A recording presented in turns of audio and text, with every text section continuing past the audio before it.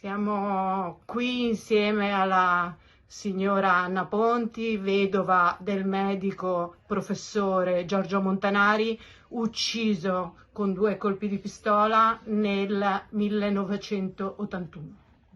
E siamo insieme alla criminologa Antonella Delfina Ponti, che ha permesso a distanza di decenni di riaprire questo caso, che era un cold case, un caso senza un responsabile. Cosa è successo? È successo che c'è stato questo incontro casuale fra me e la signora Ponti e abbiamo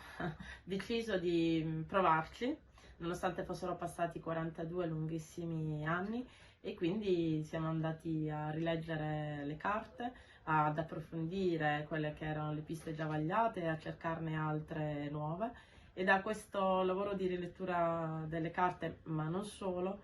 è venuto fuori quell'elemento o quegli elementi nuovi, mai sottoposti all'attenzione degli inquirenti, che hanno permesso la riapertura. È stato un piacere lavorare fianco a fianco con la Anna Ponti, ed è una grandissima emozione quando c'è una riapertura, perché fa tornare tutti i 42 anni indietro e ci fa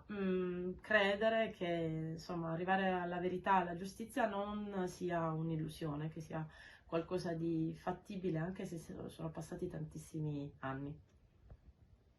E diciamo che dallo studio dei verbali fino ad ora, non mi voglio portare sfiga da sola, però fino ad ora è sempre emersa una pista che ha portato poi alla riapertura, perché, come dicevo prima, un'analisi diciamo ad ampio spettro, anche 40 anni dopo,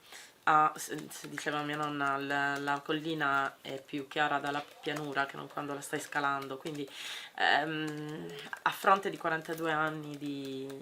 giacenza, dai verbali si può ancora tirare fuori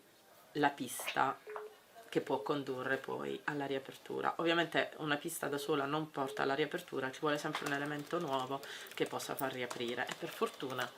in questo caso l'abbiamo trovato. Ovviamente non posso dire di cosa si tratta, però posso dire che sicuramente